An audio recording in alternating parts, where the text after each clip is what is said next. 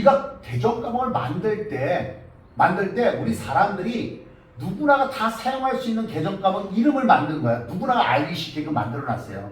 근데 다만 사회에서 일반적인 용어보다는 조금 좀 퀄리티가 높은, 수준 높은, 왜? 이걸 만들어 놓은 사람들이 좀 학자들이야. 그러니까 한문 문화권에서 사용하던 그런 용어들을 갖다 썼어요, 이렇게. 그러다 보니까 한문을 배우지 않은 지금 세대로서는 좀 접근하기가 좀 어려울 수도 있어요. 하지만 조금 읽어보고 자꾸만 접하고 불러보면 아, 그런 뜻이구나 라는 걸 다 알 수가 있죠. 자, 그러면 이렇게 제가 이렇게 나눠주겠습니다. 자산을 나눌 때 자산을 세 가지로 나눠줘요. 어떻게 나누면 제일 첫 번째 1번 돈과 관련 있는 거, 2번 물건과 관련 있는 거, 3번 채권과 관련 있는 거. 자산의 종류를 이렇게 세 가지로 이렇게 쪼개자 이거예요. 그러면 연관해서 외우니까 조금 더 쉽게 외울 수가 있겠죠. 돈을 갖다 우리는 뭐라고 부르냐면 현금이라 불러. 현금이라 부르죠. 현금. 물건을 조금 유식하게 뭐라면 재화라고 그래. 재화. 그 다음에 채권이 뭐냐면 채권은 받을 수 있는 권리를 갖다가 채권이라고 해요. 받을 수 있는 권리다. 그래서 채권이야. 그러니까 얘의 반대는 채무죠. 갚아야 할 의무다 이거죠. 그러면 제일 먼저 돈을 갖다 뭐라 했어요? 제일 첫 번째 현금이라고 했죠. 현금. 이게 돈이야.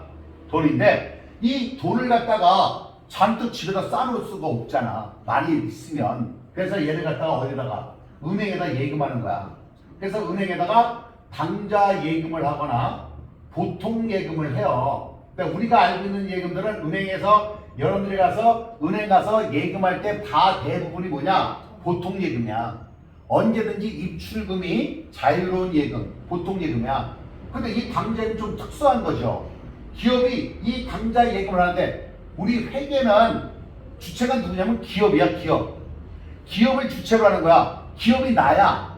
근데 그걸 누가 일을 해? 격리 담당자가 일을 하는 거죠. 격리 담당자가 회사를 대표로 해서 회계 처리를 하는 거예요.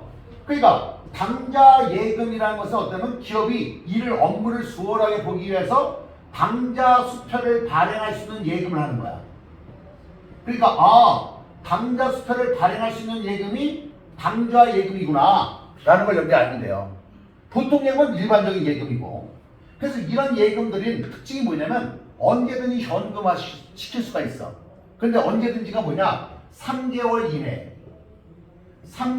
이내에 현금화 시킬 수 있다. 그래서 얘를 갖다가 현금과 거의 같은 성질을 가지고 있구나. 그래서 이런 자산을 뭐냐면 현금성 자산이라고 해요. 근데 현금성 자산에 가서는 3개월 이내 언제? 취득 시점을 중심으로 해서 내가 샀을 때라든가 예금했을 때라든가 또 어떤 증권을 산다 하더라도 3개월 이내에 현금화 시킬 수 있다라고 하면 현금성 자산이야.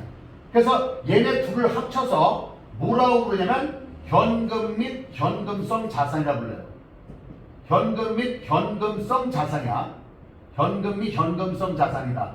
요거는 재무제표에 적어줄 때, 즉 재무상태표에 기록을 할 때 이렇게 합쳐서 적을 수가 있어요.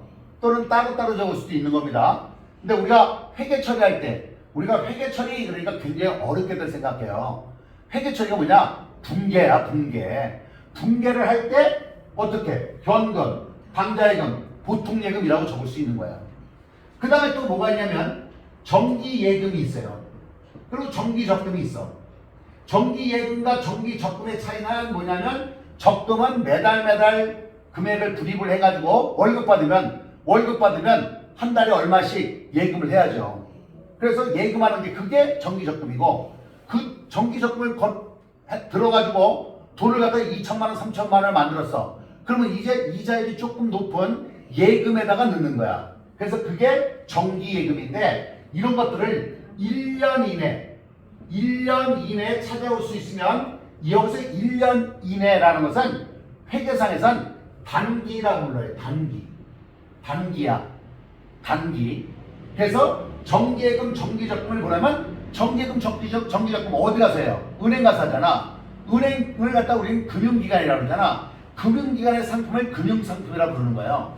그래서 단기 금융상품이라고 부르는 거예요, 얘네들. 그러니까 얘네들을 합쳐서 단기 금융상품이라고 재무상태표에 결산 때 집어넣을 때 이렇게 집어넣는 거지. 근데 우리가 분개할 때 뭐라고 분개? 정기예금, 정기적금 이렇게 분개할 수 있는 거예요. 자, 여기에 단기자가 나왔으니까 우리가 요즘 주식 투자 많이 하잖아요. 그 주식을 대표적으로 뭐라고 하냐면 단기 매매 증거이라고 불러. 이 매매라는 말이 뭐냐면 삶의 팔매야. 그러니까 사고 판다, 팔고 산다 이런 뜻이에요. 팔매, 삶매. 그러니까 단기 매매 증권은 뭐냐?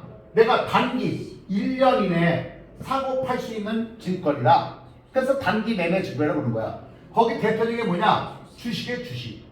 일반적인 주식이라고 그러죠. 주식. 그 다음에 또 다른 것도 있어. 사채, 공채, 국채, 지방채 이런 채권들이 있어요. 사채는 뭐야? 주식회사에서 자금을 모으기 위해서 발행한 채권. 공채 공공기관에서 발행한 거죠. 국채는 국가가 발행한 거죠. 지방채는 지방자치단체가 발행한 채권들이야. 얘네들 전부 다 단기 매매 증권이라는데 우리 주식을 갖다 뭐라면 얘를 뭐라 그랬어요? 지분을 가지고 있는 증거에 따라서 지분증권. 지분력은 몫을 말하는 거예요. 얘네들은 갚아야 돼. 그래서 채무증권이라고 해요. 갚을 의무가 있는 증권이다. 채무증권이란다. 그래서 여러분한테 돈의 종류 세 가지. 돈, 현금, 현금성 자산, 그 다음에 단기 금융상품 이렇게 설명을 드렸고 부속적인 거 하나 서비스로 단기 매매 증권이에요. 그래서 우리가 이렇게 세 가지로 설명을 드린 거예요.